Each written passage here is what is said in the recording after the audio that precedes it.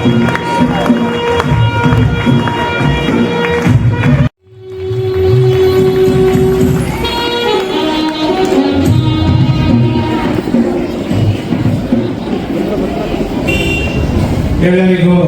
ನಮಸ್ತೆ. ಇವತ್ತಿನ ಒಂದು ಈ ಕಾರ್ಯಕ್ರಮಕ್ಕೆ ನಿಮ್ಮೆಲ್ಲರ ನೆಚ್ಚಿನ ಶಾಸಕರು ಹಾಗೂ ಮಂತ್ರಿಗಳು ಆಗಿರುವಂತಹ ನಮ್ಮ ಆತ್ಮೀಯರು ಅಂತಲೇ ಹೇಳ್ಬೋದು. ಅವರು ಇವತ್ತು ಈ ಒಂದು ಕಾರ್ಯಕ್ರಮಕ್ಕೆ ನಡೀತಾ ಇರುವಂಥ ಈ ಕಾರ್ಯಕ್ರಮಕ್ಕೆ ಅವರು ಮುಖ್ಯ ಅತಿಥಿಗಳಾಗಿ ಬರಬೇಕು ಅಂತ ನಾವು ಕೇಳ್ಕೊಂಡಿದ್ವಿ. ಅವರು ನಮ್ಮ ಒಂದು ಮನವಿಯನ್ನು ಮನ್ನಿಸಿ ನಾಳೆ ಇರುವಂಥ ಕಾರ್ಯಕ್ರಮ ಆದ್ರೂ ನಮ್ಮ ಶಾಲೆಯನ್ನು ಇಷ್ಟಪಟ್ಟು ನಾನು ಇವತ್ತು ಬರ್ತೀನಿ, ಮಕ್ಕಳ ಜೊತೆ ಮಾತಾಡ್ತೀನಿ, ಮಕ್ಕಳ ಜೊತೆಗೆ ನಾನು ಮಾತಾಡಿ ಹೋಗ್ತೀನಿ, ನಾಳೆ ಬೇರೆ ಕಾರ್ಯಕ್ರಮ ಇದೆ ಅಂತ ನನಗೆ ನೆನಪಿಸಿ ಹೇಳಿದ್ರು. ಅಷ್ಟೇ ಅಲ್ದಿರ ಬೆಳಗ್ಗೆಯಿಂದ 3 ಸಲ ಸಾರೇ ನನ್ನ ನಂಬರ್ಗೆ ಫೋನ್ ಮಾಡಿದ್ದಾರೆ. ಮಾಡಿ ನಾನು ಬರ್ತಾ ಇದ್ದೀನಿ, ಎಲ್ಲ ಇದು ಮಾಡ್ಕೊಳ್ಳಿ ಅಂತ ಹೇಳಿದ್ರು. ನನಗೆ ತುಂಬ ಒಂದು ರೀತಿ ಅವರು ಅಷ್ಟು ದೊಡ್ಡ ಹುದ್ದೆಯಲ್ಲಿದ್ದು ಮಂತ್ರಿಗಳಾಗಿದ್ರೂ ಸಹ ನಮ್ಮ ಜೊತೆಗೆ ಮಾತನಾಡಿ ಇವತ್ತು ನಮ್ಮ ಹತ್ರ ಇವತ್ತು ಬಂದಿದ್ದಾರೆ. ಅಷ್ಟೇ ಅಲ್ದಿರ ಇಲ್ಲಿ ಯಾರೇ ಸಹ ಕರೆ ಮಾಡಿದ್ರೂ ಸಹ ಅವ್ರಿಗೆ ಸ್ಪಂದಿಸ್ತಾರೆ. ಮತ್ತು ಅಲ್ಲಿ ಕಚೇರಿಗೆ ಹೋಗಿ ಯಾವುದೇ ವ್ಯಕ್ತಿಗಳು ಹೋದ್ರೂ ಅವ್ರಿಗೂ ಸ್ಪಂದಿಸ್ತಾರೆ. ಅವರು ಇವತ್ತಿನ ಈ ಕಾರ್ಯಕ್ರಮಕ್ಕೆ ನಮ್ಮ ಜೊತೆಗೆ ಬಂದಿದ್ದಾರೆ. ಅವ್ರಿಗೆ ನಾವು ಇವತ್ತು ಬರಮಾಡಿಕೊಳ್ಳೋಣ. ಅವ್ರಿಗೆ ಸ್ವಾಗತವನ್ನು ನಾನು ಈ ವೇದಿಕೆ ಮುಖಾಂತರ ಕೇಳ್ಕೊಳ್ತೇನೆ.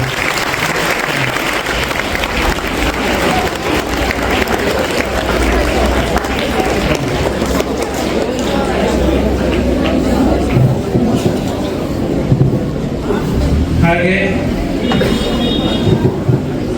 ಅವರಿಗೆ ಇವತ್ತು ನಮ್ಮ ಒಂದು ಕಾರ್ಯಕ್ರಮಕ್ಕೆ ಬಂದಿದ್ದಕ್ಕೋಸ್ಕರ ನಾವು ಒಂದು ಸಣ್ಣದಾದಂಥ ಒಂದು ಸನ್ಮಾನ.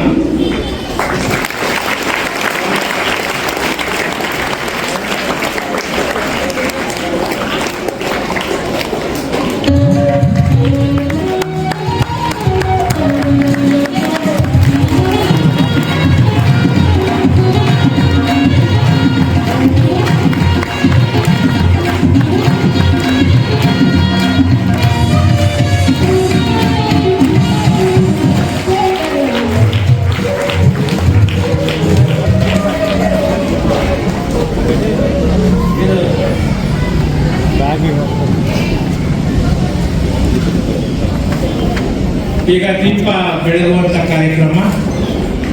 ಸ್ವಾಮಿ ಬನ್ನಿ, ಸ್ವಲ್ಪ ಒಂದೆರಡು ಹಾಗಾಗಿ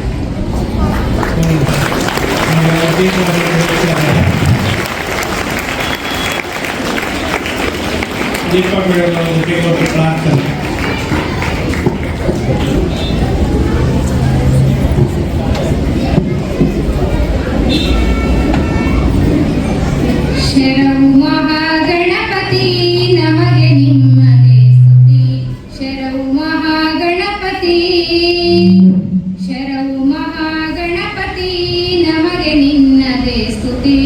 ಅನುದಿನವೂ ಭಕ್ತರು ನಿನ್ನ ನಂಬಿರುವರು, ಅನುದಿನವೂ ಭಕ್ತರು ನಿನ್ನ ನಂಬಿರುವರು.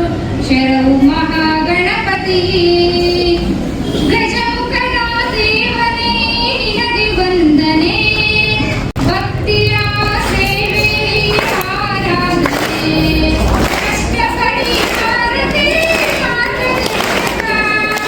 ಕಾಪಾಡು ಕರುಣಾಳು ವಿಠಲ.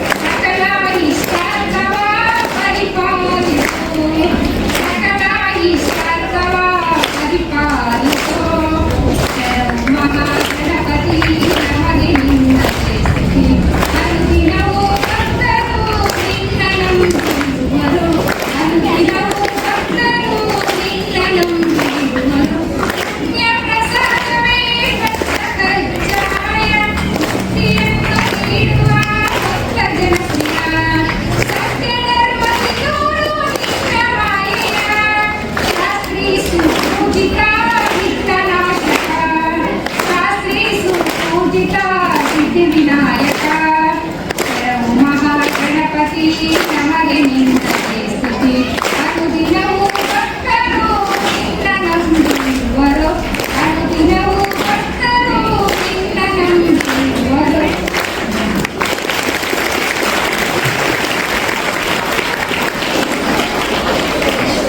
ಧನ್ಯವಾದಗಳು. ಈಗ ನಮ್ಮ ಶಾಸಕ ಮಂತ್ರಿಗಳಾದಂಥವರು ಸಾರಿಗೆ ಇಲಾಖೆಯ ಮತ್ತು ಈಗ ಮುಜರಾಯಿ ಇಲಾಖೆಯ ಇದಾಗಿದ್ದಾರೆ, ಮಂತ್ರಿಗಳಾಗಿದ್ದಾರೆ. ಅವರು ಇವತ್ತು ನಿಮ್ಮೆಲ್ಲರನ್ನು ಉದ್ದೇಶಿಸಿ ನಮಗೆ ಮಾರ್ಗದರ್ಶನ ನೀಡಬೇಕು ಅಂತ ನಾನು ನಿಮ್ಮ ಮುಖಾಂತರ ಈ ವೇದಿಕೆಯಲ್ಲಿ ಕೇಳ್ಕೊಳ್ತಾ ಇದ್ದೀನಿ ಸರ್.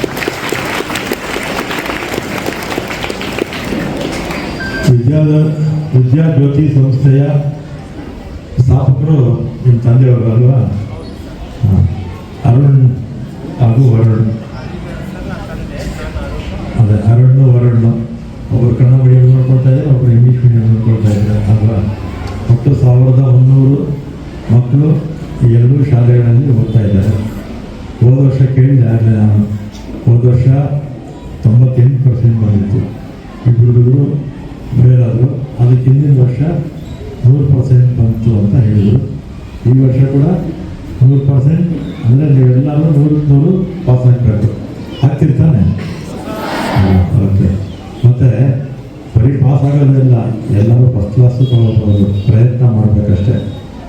ನಿಮ್ಮ ಮಕ್ಕಳು ನೀವು ಅಷ್ಟೇ ಆಸಕ್ತಿ ವಹಿಸಿ ಓದಬೇಕು ಚೆನ್ನಾಗಿ, ವಿಶೇಷವಾಗಿ ಎಕ್ಸಾಮ್ ಟೈಮಲ್ಲಿ. ಆಮೇಲೆ ಕಲ್ಚರಲ್ ಆ್ಯಕ್ಟಿವಿಟೀಸಲ್ಲಿ ಆಸಕ್ತಿ ಇರ್ತಕ್ಕಂಥವ್ರು ಭಾಗವಹಿಸ್ಬೋದು. ಆಮೇಲೆ ಆಟ ಆಡಬೇಕು ಚೆನ್ನಾಗಿ. ಬೆಳೆಯುವಂಥ ವಯಸ್ಸಲ್ಲಿ ಹೆಣ್ಮಕ್ಳು ಗಂಡ್ಮಕ್ಳು ಎಲ್ಲರೂ ಅಷ್ಟೇ ಚೆನ್ನಾಗಿ ಆಟ ಆಡಬೇಕು. ಕನಿಷ್ಠ 1 ಗಂಟೆ 2 ಗಂಟೆ ಆದರೂ ಆಟಗಳಲ್ಲಿ ನೀವು ಭಾಗವಹಿಸಬೇಕು. ಆಟಗಳಲ್ಲಿ ಭಾಗವಹಿಸಿದ್ರೆ ನೀವು ಚೆನ್ನಾಗಿ ಗಟ್ಟಿಯಾಗಿ ಇರ್ತೀರ, ಅಂದರೆ ಆರೋಗ್ಯವಾಗಿ ಇರ್ತೀರ. ಚೆನ್ನಾಗಿ ಆರೋಗ್ಯವಾಗಿದ್ದರೆ ಯಾವ ಕಾಯಿಲೆನೂ ಅಥವಾ ಬರೋದಿಲ್ಲ. ಆಮೇಲೆ ಓದಿದ್ದೆಲ್ಲ ಪ್ರತಿಯೊಂದು ಕೂಡ ಆರೋಗ್ಯ ಚೆನ್ನಾಗಿದ್ದರೆ ನಮ್ಮ ಮಿದುಳು ಚೆನ್ನಾಗಿ ಕೆಲಸ ಮಾಡುತ್ತೆ. ನಾವು ಓದಿದ್ದೆಲ್ಲ ನಮ್ಮ ತಲೆಯಲ್ಲೇ ಇರುತ್ತೆ. ಎಕ್ಸಾಮ್ ಹೋಗಿ ಕೂತ್ಕೊಂಡ್ರೆ ಎಲ್ಲ ಜ್ಞಾಪಶಕ್ತಿ ಚೆನ್ನಾಗಿದ್ದರೆ ಎಲ್ಲರೂ ಚೆನ್ನಾಗಿ ಬರೀತೀರ, ಒಳ್ಳೆ ಮಾರ್ಕ್ಸು ಬರುತ್ತೆ. ಬರೀ ಪಾಸ್ ಆಗೋದಲ್ಲ, ಎಲ್ಲರೂ ಫಸ್ಟ್ ಕ್ಲಾಸ್ ಆಗೋದು ಪ್ರಯತ್ನ ಮಾಡಿ ಅಂತ ನಾನು ಈ ಸಂದರ್ಭದಲ್ಲಿ ಹೇಳಿ, ಅದಕ್ಕೆ ನಾನು ಟೀಚರ್ಸ್ಗೂ ಅಷ್ಟೇ ಹೇಳ್ತಾ ಇರ್ತೀನಿ. ಯಾವುದೇ ಶಾಲೆ ಹೋಗಲಿ ಅಥವಾ ನಿಮ್ಮ ಪೇರೆಂಟ್ಸ್ಗೂ ಹೇಳ್ತೀನಿ, ಮಕ್ಕಳು ಬರೀ ಓದಿಸೋದ್ರಲ್ಲಿ ಇರಬೇಡಿ, ಮಕ್ಕಳನ್ನ ಚೆನ್ನಾಗಿ ಆಟ ಆಡಿಸ್ಬೇಕು, ಜೊತೆಗೆ ಓದಿಸ್ಬೇಕು ಅಂತ ಹೇಳ್ತಾ ಇರ್ತೀನಿ. ನಾನು ಕೂಡ ನಿಮಗೆ ಅದನ್ನೇ ಹೇಳಿ, ನಾಳೆ ಪ್ರೋಗ್ರಾಮ್ ಇತ್ತು, ನಾಳೆ ನನಗೆ ಬನ್ನಿ ಅಂತ ಹೇಳಿದ್ದು, ನಾಳೆ ಮಂಗಳೂರಿಗೆ ಹೋಗಬೇಕು. ಅದರಿಂದ ಇವತ್ತೇ ಬಂದು ನಿಮ್ಮನ್ನೆಲ್ಲ ಕೂಡ ಬಂದು ಮಾತಾಡಿಸ್ಕೊಡ್ತೀನಿ ಅಂತ ಹೇಳಿದ್ದೆ. ಅದರಿಂದ ಅರುಣ್ ಅವರು ಕೂಡ ಈ ಭಾಗದಲ್ಲಿರ್ತಕ್ಕಂಥ ಕನ್ನಡ ಮೀಡಿಯಂ ಇರ್ಬೋದು, ಇಂಗ್ಲೀಷ್ ಮೀಡಿಯಂ ಇರ್ಬೋದು, ಎಲ್ರಿಗೂ ಕೂಡ ಒಳ್ಳೆಯ ವಿದ್ಯಾಭ್ಯಾಸವನ್ನು ಕೊಡ್ತಾ ಇರ್ತಕ್ಕಂಥ ಕೆಲಸವನ್ನು ಮಾಡ್ತಾ ಇದ್ದಾರೆ. ಅದ್ರ ಜೊತೆಗೆ ಶಿಸ್ತು ಕೂಡ ಭಾಳ ಮುಖ್ಯ. ಮಕ್ಕಳಲ್ಲಿ ಚೆನ್ನಾಗಿ ಶಿಸ್ತಿನಿಂದ ನೀವು ಕ್ಲಾಸಸ್ಸು ಯಾವುದೇ ಕೆಲಸ ಮಾಡಲಿ ಶಿಸ್ತನ್ನು ಇರಬೇಕು. ಚಿಕ್ಕ ಮಕ್ಕಳಲ್ಲಿ ಇದೆಲ್ಲ ಬಂದುಬಿಟ್ರೆ ಕೊನೆಯವರೆಗೂ ಇರುತ್ತೆ. ಅದು ಕೊನೆಯವರೆಗೂ ಕೂಡ ಆ ಶಿಸ್ತು ಹಾಗೇ ಇರುತ್ತೆ ನಿಮ್ಮ ಜೀವನದಲ್ಲಿ. ಅದರಿಂದ ಶಿಸ್ತನ್ನು ಚೆನ್ನಾಗಿ ಅಳವಡಿಸ್ಕೊಳ್ಳಿ, ಚೆನ್ನಾಗಿ ಆಟ ಆಡಿ, ಚೆನ್ನಾಗಿ ಓದಿ, ಒಳ್ಳೆಯ ಹೆಸರು ತನ್ನಿ. ನಿಮ್ಮ ತಂದೆ ತಾಯಿಗೆ ನೀವು ಓದಿದಂಥ ಶಾಲೆಗೂ ಕೂಡ ಒಳ್ಳೆಯ ಹೆಸರು ತನ್ನಿ ಅಂತೇಳಿ ನಾಳೆ ಕಲ್ಚರಲ್ ಪ್ರೋಗ್ರಾಮ್ಸ್ ಇರುತ್ತೆ. ಎಲ್ಲರೂ ಬಹುತೇಕ ಮಕ್ಕಳು ಎಲ್ಲ ಕೂಡ ಆ ಕಾರ್ಯಕ್ರಮದಲ್ಲಿ ಕಲ್ಚರಲ್ ಆ್ಯಕ್ಟಿವಿಟೀಸಲ್ಲಿ ಭಾಗವಹಿಸ್ತೀರ. ಮತ್ತು ನಾಳೆ ನಿಮ್ಮ ಪೇರೆಂಟ್ಸು ಕೂಡ ಬಂದಿರ್ತಾರೆ, ಗೊತ್ತಾರಲ್ಲ, ನಿಮ್ಮ ಪೇರೆಂಟ್ಸು ಬಂದಿರ್ತಾರೆ. ನಾಳಿನ ಕಾರ್ಯಕ್ರಮ ಯಶಸ್ವಿಯಾಗಲಿ, ನೀವೆಲ್ಲ ಚೆನ್ನಾಗಿ ಓದಿ ಅಂತೇಳಿ ನಾನು ಮಾತನಾಡ್ತೇನೆ. ಧನ್ಯವಾದಗಳು ಸರ್. ಇವತ್ತು ನಿಮಗೆಲ್ಲರಿಗೂ ಹೇಳಿದ್ದಾರೆ. ಏನು ಹೇಳಿದ್ರು ಅಂದರೆ, ಏನು ಹೇಳಿದ್ರು ಹೇಳಿ, ನಿಮ್ಗೇನು ಮುಖ್ಯ ಜೀವನದಲ್ಲಿ? ಶಿಸ್ತು ಮುಖ್ಯ. ಜೋರಾಗಿ ಹೇಳಬೇಕು, ಶಿಸ್ತು ಮುಖ್ಯ. ಯಾಕಂದರೆ ಆ ಶಿಸ್ತನ್ನು ನಾವು ಅಳವಡಿಸ್ಕೊಂಡ್ರೆ ಮಾತ್ರ ಜೀವನದಲ್ಲಿ ನಾವು ಎಲ್ಲಿವರೆಗೂ ಬೇಕಾದರೂ ನಾವು ಎತ್ತರಕ್ಕೆ ಬೆಳೀಬೋದು, ರೀಚ್ ಆಗ್ಬೋದು ನಮ್ಮ ಏಮನ್ನು. ಮತ್ತು ಅದ್ರ ಜೊತೆಗೆ ಇನ್ನೊಂದು ವಿಷಯ ಹೇಳಿದ್ರು, ಓದೋದು ಮಾತ್ರ ಅಲ್ಲ, ಇನ್ನೊಂದು ಇರಬೇಕು. ಏನಿರಬೇಕು? ಆಟನೂ ಇರಬೇಕು. ಆಟನೂ ಇದ್ರೇ ನಮ್ಮ ತಲೆಯಲ್ಲಿ ಬುದ್ಧಿನೂ ಓಡೋದು, ಮತ್ತು ನಾವು ಶಕ್ತಿಶಾಲಿಯಾಗಿ ಬೆಳೆಯೋದಕ್ಕೆ ಸಾಧ್ಯ. ಹಾಗಾಗಿ ನೀವೆಲ್ಲರೂ ಸಹ ಹೇಳಿದಾಗೆ ಆಟದಲ್ಲೂ ಮುಂದೆ ಬರಬೇಕು, ಜೊತೆಗೆ ಶಿಸ್ತಾಗೂ ಇರಬೇಕು, ಚೆನ್ನಾಗಿ ಓದಬೇಕು. ಅದಕ್ಕೋಸ್ಕರ ಅವ್ರು ನಿಮಗೆ ಯಾವುದು ಕೊರತೆ ಆಗಬಾರ್ದು ಅಂತ ಬುಕ್ಸನ್ನು, ಬ್ಯಾಗನ್ನು ಕೊಡ್ತಾ ಇದ್ದಾರೆ ಪ್ರತಿ ವರ್ಷ. ಈ ವರ್ಷ ಹೇಳಿದ್ರು, ನೀವು ಬುಕ್ಸ್ ಕೊಡಬೇಡಿ, ನಾನೇ ಕೊಡ್ತೀನಿ, ಎಲ್ಲ ಮಕ್ಕಳಿಗೂ ನಾನು ಕೊಡ್ತೀನಿ, ನೀನು ಅದರಲ್ಲೇ ಎಲ್ಲ ಬರೆಸ್ಕೋಬೋದು, ಸಾಕಷ್ಟು ಪುಸ್ತಕ ಆಗುತ್ತೆ ಒಂದು ಮಗುಗೆ ಅಂತ. ಹಾಗೆ ಪ್ರತಿಯೊಬ್ಬರಿಗೂ ಬ್ಯಾಗು ಬುಕ್ಸು ಸಿಕ್ಕಿದೆ ಅಲ್ವಾ? ಪ್ರತಿಯೊಬ್ಬರಿಗೂ ಸಿಕ್ಕಿದೆ.